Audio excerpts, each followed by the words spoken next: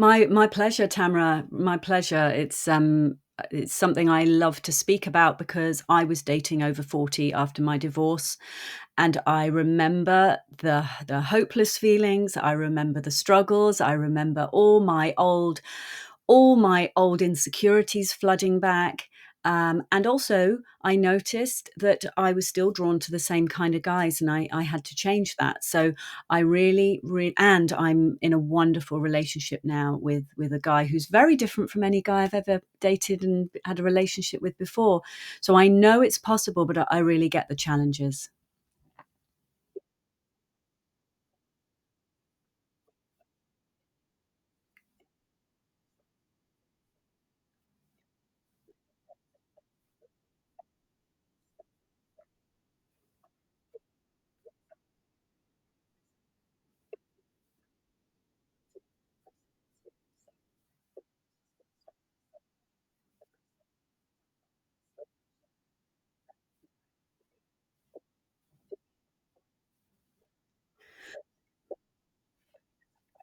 Yeah, that there can be, there's unless we've been widowed, we unless we were in a great relationship and we lost our partner suddenly, um, then really putting that situation aside, generally there is a reason why we are in midlife and we are single, and that love doesn't seem to be working out. And that reason isn't that there's anything wrong with you or that you're doing anything wrong.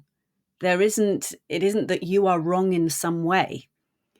Um, but there will be a very good reason why, and that is usually because in our early life, there will have been habits and patterns of behavior, probably to protect us, from feelings and situations when we were very young, habits and patterns that we got into that meant we kind of closed up our heart. Really deep connected love comes from an emotional connection. To have an emotional connection with someone, we need certain levels of vulnerability. And if when we are young, for whatever reason, being vulnerable didn't feel safe, it's going to be very, very hard to open our hearts to the kind of vulnerability that's needed to have that wonderful, connected relationship where we feel seen and cherished and loved. So, what will happen if our heart is closed? It's like, so I've just got both my hands up here for anyone who's hearing this but not seeing it. It's like we're choosing someone who has the same, unconsciously, we choose someone who has the same tolerance for intimacy that we do. So if, for example, I've got a number 6 tolerance of intimacy, I will choose someone who's got a number 6 tolerance for intimacy. Because if I'm going to choose someone who's got a number 10 tolerance for intimacy, they're going to want to come a lot closer to me than my intimacy tolerance can handle at that point in my life. So I will feel safer choosing someone who has the same or a lower tolerance for intimacy. So then what happens is that, but it's all unconscious. And that's why we often feel drawn to the same kind of people. They may look different, they may present differently, but we always end up with the same kind of complaints. I don't feel quite loved. He can't commit. He's not affectionate. So the situation I always found myself in is I always went for men who would pull away a certain amount, never quite gave me the love I wanted, and were never verbally affectionate. But some of your listeners might also relate to, in the younger years, teenage years, early 20s, all the guys who were very loving, who really wanted to give that uh, adoration and cherishing and love. They kind of felt like they were too nice. Like, to me, it was like, oh no, they're too nice. And we will want to pull away from, no, they're more like friends. Whereas actually, they're the kind of great guys to have relationships with. So, so coming back to the beginning of what I was saying, that inner protector that protects us from being vulnerable, that inner protector is one of the hugest stumbling blocks for people in midlife. We think we know our type, But if you are in midlife and you're single and you are dating and you're struggling with love, I want everyone to take on the idea you don't know your type. If you knew that type, you'd be with them in a sweet, loving, beautiful marriage by now, living your life together. We need to relearn that and relearn how to be turned on by, instead of being turned on by some people who are hot and cold or unavailable or unloving. And, we get activated and it's part of us gets turned on by that. We actually want to relearn what we get drawn to, and that will change everything.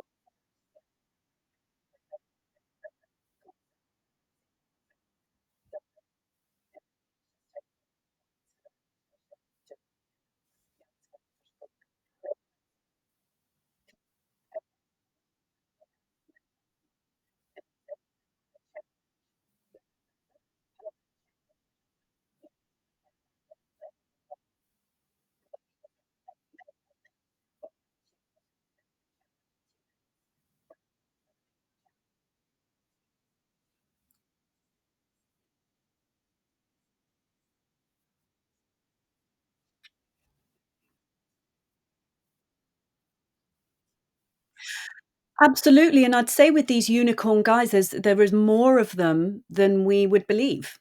There are more of them, but our radar is it's like we're a heat-seeking missile, we're our radar is for the old familiar pattern, and that's what our brains do. Our brain looks for the familiar because it feels safe, and we will start looking.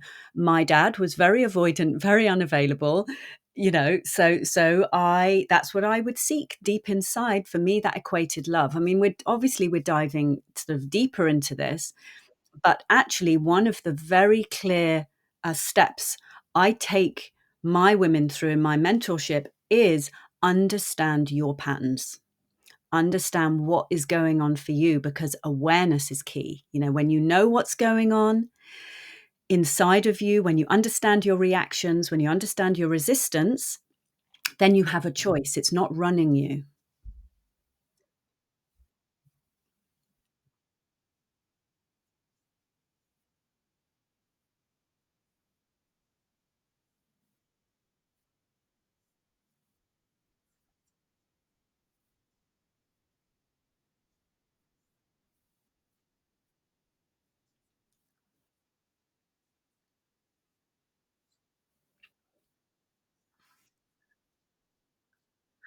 Gosh, yes, I would say from no, I often our friends, mean well, but they don't always, they have our best interests at heart, but we gotta look at the perspective of the person who you're getting advice from.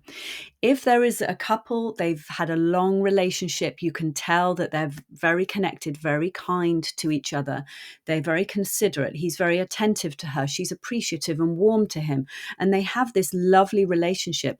They are gonna be amazing people to speak to about relationships. But your friend who's been forever single is just not going to be the person, because she may well have the perspective, he or she may have the perspective, relationships are dangerous, don't go near it, you're better off single. And they're going to want to talk you out of being in any relationship. And also choosing professionals who you can see, who you can connect with in terms of what they've been through and their journey and their path and the results they have in their life. Yeah.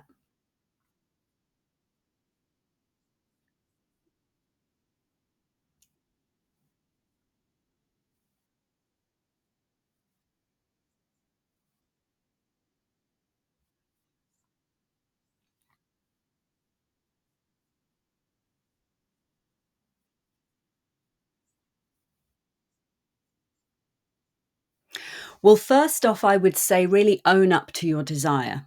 Own up to what you want. So many I would say women, I mean, I work primarily with women, but so many people dumb down their desire because they'll feel somehow that maybe I need to settle for less. And actually owning up to your desire and finding out what is it I really want, not what is it that my parents wanted for me, not is it that my friends want for me, that society says I should have, but actually, what is it I really want? How do I want to feel in my relationship? Do I want someone to travel the world with? Do I actually want Do I wanna be married? Do I want a weekend boyfriend and be free the rest of the week? What actually do I really want? And most importantly, how do I wanna feel in that relationship? Quite often people, and I'd say one of the biggest mistakes people make with dating is looking for sparky chemistry straight away. You know, they'll go for chemistry, and both you and I all know often that chemistry is just our old patterns, our nervous system getting activated by our old patterns and the familiar. And actually, you know, that kind of raw, excitable chemistry is a terrible indicator of whether someone's a great partner. But we're trained by by movies and Disney and so on that this is what needs to happen when we first meet someone. So owning up to your own desire makes the whole dating process about you and what you're looking for, rather than about getting that hot guy to like you or trying to make it work with someone. And I would say that is one of the most important thing I bring my ladies back to all the time. Come back to you. What is it you really want? And actually owning up to it. Because, you know, I remember feeling like I I wasn't that I'm not that kind of girl that gets the cherishing and the love and the romance and the flowers and the all of that. Part of me felt like I just that was for other people. And when you own up to your desire, really own up to it, you go, "I really want that. I really want to be romanced and cherished and loved and cuddled every day and told that I'm loved every day." And when we own up for that, our what we look for on our radar starts to change. And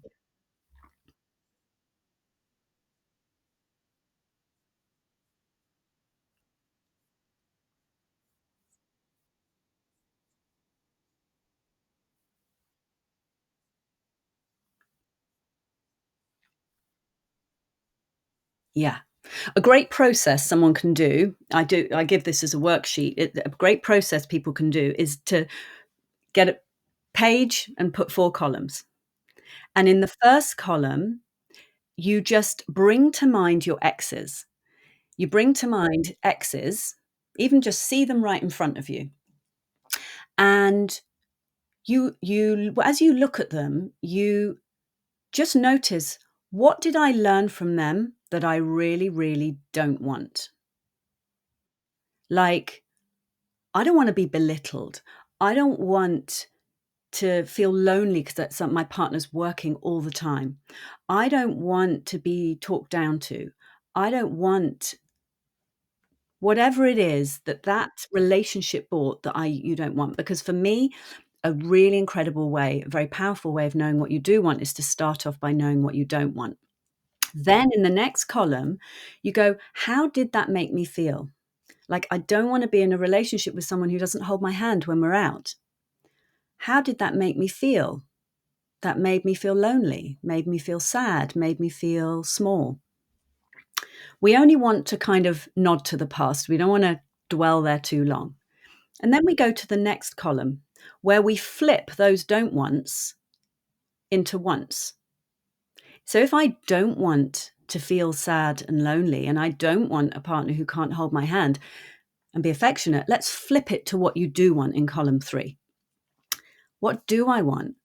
I want someone who's going to be affectionate. I want to hold the hand of my partner every time we go out and to feel his strong hand in mine. Then in the fourth column, and I hope this is helpful for people, this process, in the fourth column is how would being in that relationship, if I visualize being in the relationship now with the man who's holding my hand, being loving and affectionate, holding me close on a cold, windy day, how would that make me feel right now as if that was happening now? It makes me feel warm, like my heart feels bigger. I feel safe. I feel soft. Then that's what we put in that fourth column. Then what happens? We can say, okay, if we were to look at column 3 and 4, what are the qualities of a partner who does everything in column 3? And those qualities become kindness, considerate, willing to communicate, um, loving, affectionate, open. So suddenly our list of qualities becomes so much more discerning because it comes from the deeper need that we have.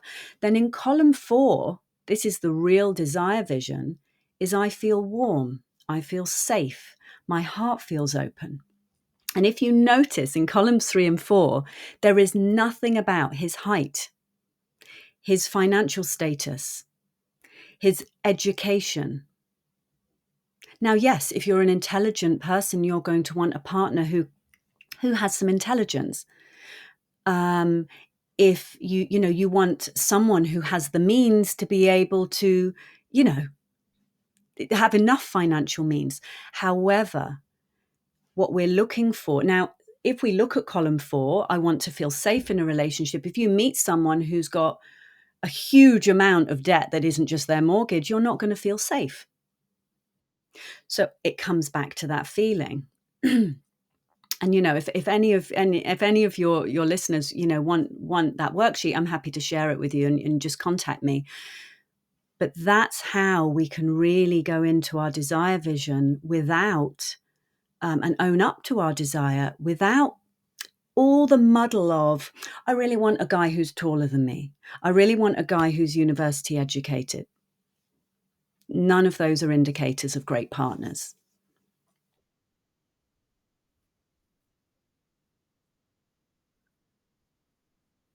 Yeah.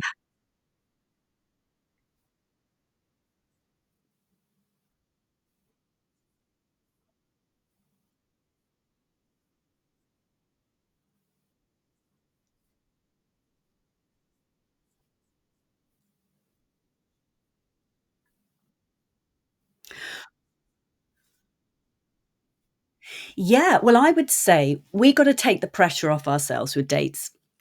And if we can have the approach and mindset, then rather than looking to see if this person could potentially be my partner for life, is I'm just showing up curious about the person in front of me and how they make me feel. And the only thing I have to decide is, do I want a second date? I mean, as soon as I say that, that just makes me feel light. It makes me feel like, okay, there's no pressure. And also, otherwise we can be on a roller coaster of hope and disappointment, hope and disappointment. And if that happens too much, we'll just want to give up. Whereas if we just go with curiosity and openness for the human being in front of me, and knowing that what we're doing when you're dating at this point in your life is you are getting curious about yourself and your old patterns and being open to creating new patterns and being attracted to people maybe you're not instantly attracted to, but letting the attraction grow, letting the chemistry grow. So even if there isn't chemistry straight away, if someone's a great person, seems very loving, solid, kind, consistent, warm, just saying, hey, I'm curious. I'd like to meet them again.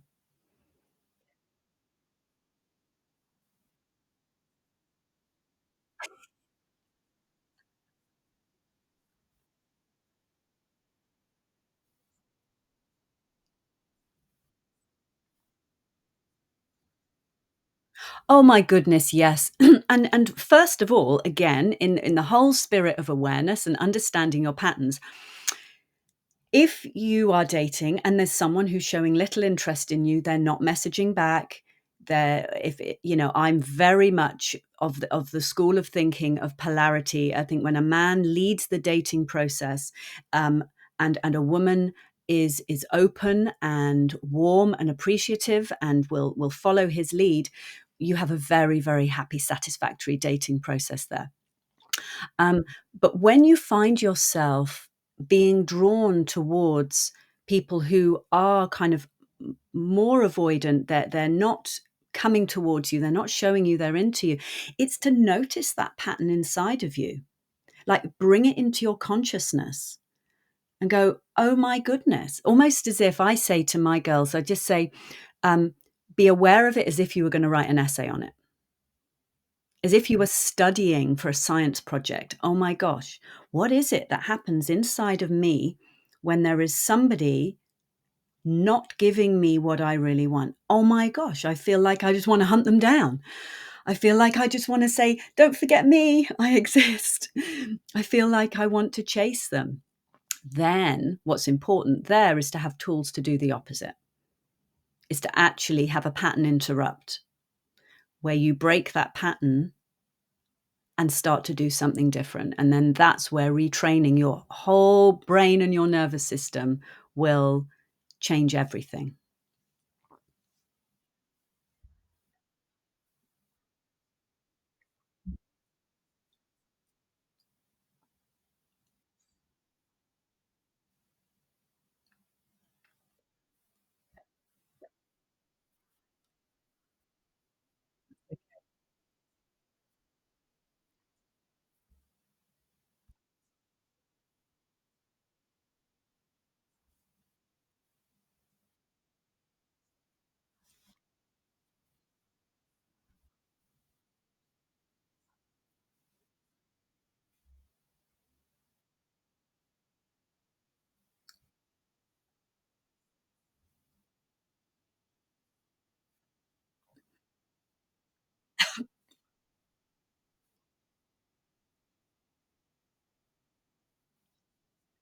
I, I would say I tell anybody it's okay to be nervous.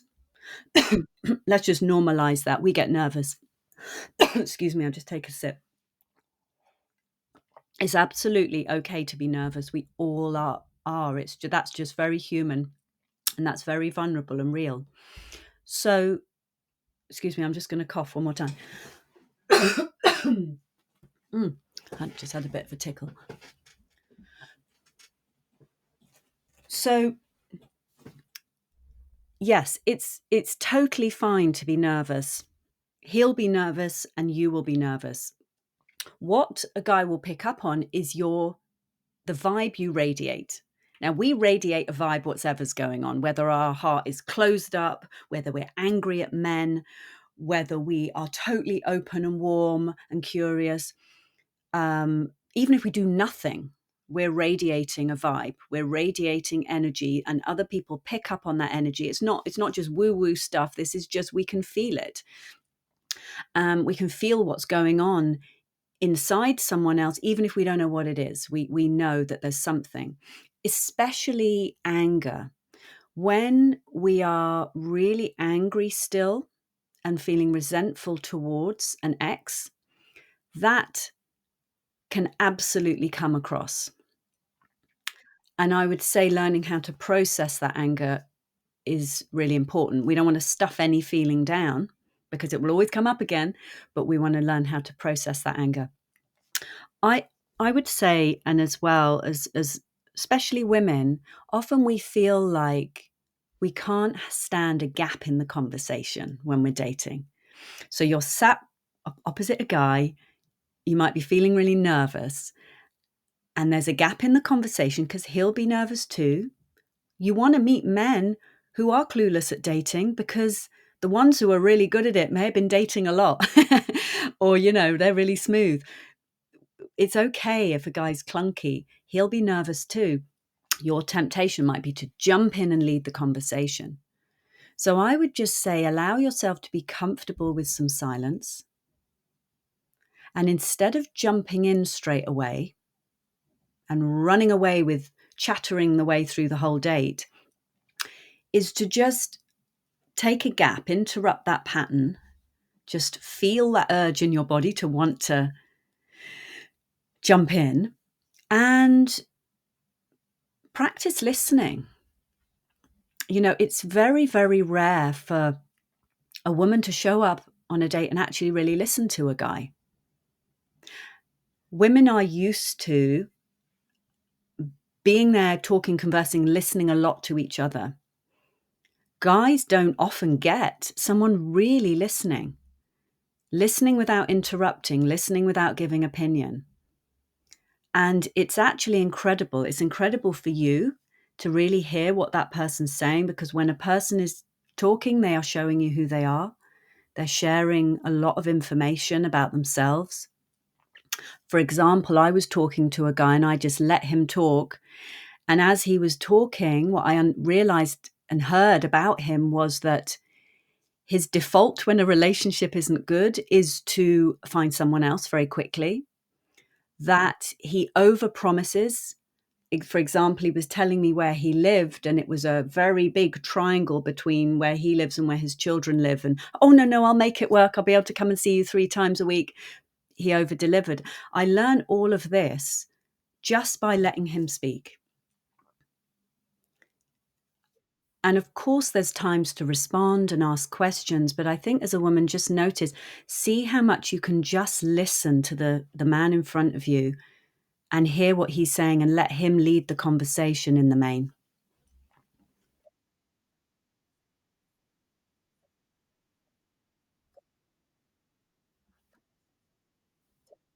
Yeah. Yeah. If somebody shows up as just being a really decent human, absolutely meet them again. We've got to normalize the idea that chemistry can grow. It doesn't always, because if we are it doesn't always grow because not everybody's compatible. However, if we're not used to having a really attentive, loving, committed partner in our life, and there's someone very attentive and very committed sat in front of us, yes, I would want a woman to meet him again. Meet him again and be open and be curious and just see what can happen, because so many of my clients have wanted to give up on the partner that they're with now. And they'll be like, Naomi, I think I'm just going to let him go and not date him anymore. And I just say, one more date and just see. And as the chemistry grows, everything changes and they're suddenly in a completely different relationship than they've ever had.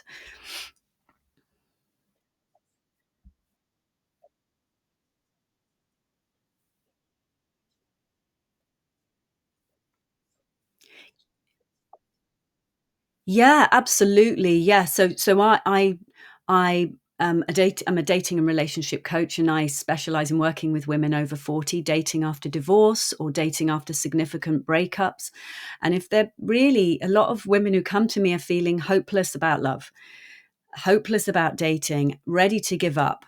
They want a relationship that's unlike any that they've had before. They don't want the old pattern, but they're really struggling to meet a partner who they really feel safe and loved by.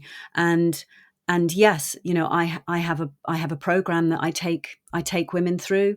I work one to one, and I also have a group program that is so supportive and loving. It just is fantastic. So yes, if anyone out there is feeling that way and would really like that kind of regular support and cheerleading.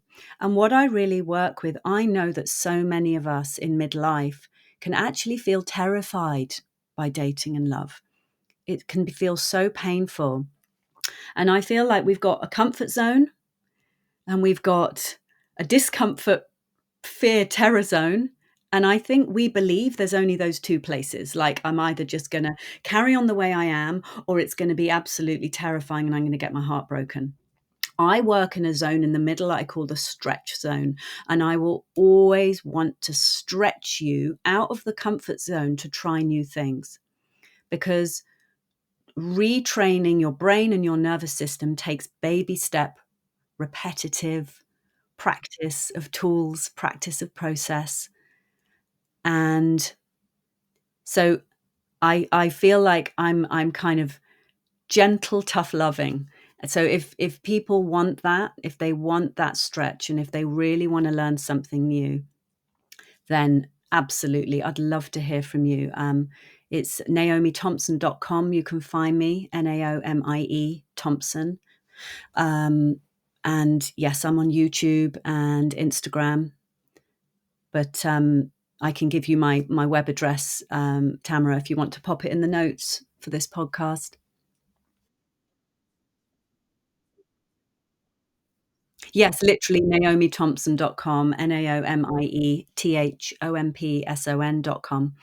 And on Instagram, yes, I'm on Instagram as well, TikTok, all over the place.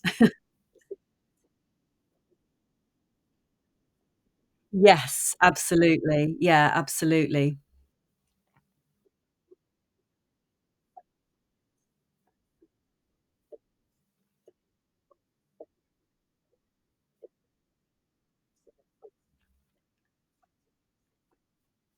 I would say one of my final comments is a mindset. You know, our love attraction mindset is really, really important. And again, that takes time to change and shift, to get out of the old groove. And to if anybody notices that feeling of envy, jealousy, or hopelessness when they see other people in the kind of relationships they really want, what I would want you to do is to do the envy flip and just flip that to gratitude. And I know some people go, oh no, gratitude, you're going to make me write things down every day about gratitude. And I'm saying, no, just say it out loud. Just say, thank you for showing me this great relationship. Thank you for showing me that this great relationship exists. And if it exists, I can have it too. If she can have it, I can have it. So if that is a mantra, these kind of mindsets keep you going. And one of the biggest things that will champion and cheerlead you on is how to keep going in a way that you will feel empowered and not traumatized, because dating can feel traumatizing. So that mindset, if she can have it, so can I. If he can have it, so can I. If God, life, the universe, whatever we want to call it, has put this person, this friend in front of me who's engaged, this amazing relationship on Instagram that I see, if they've put that in front of me, it's a sign that it exists and I can have it. If they can have it, so can I. So that's what I'd just love to leave you all with.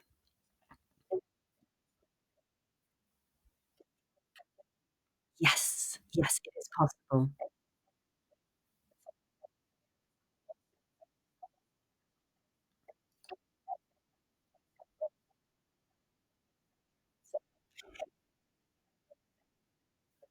Yeah.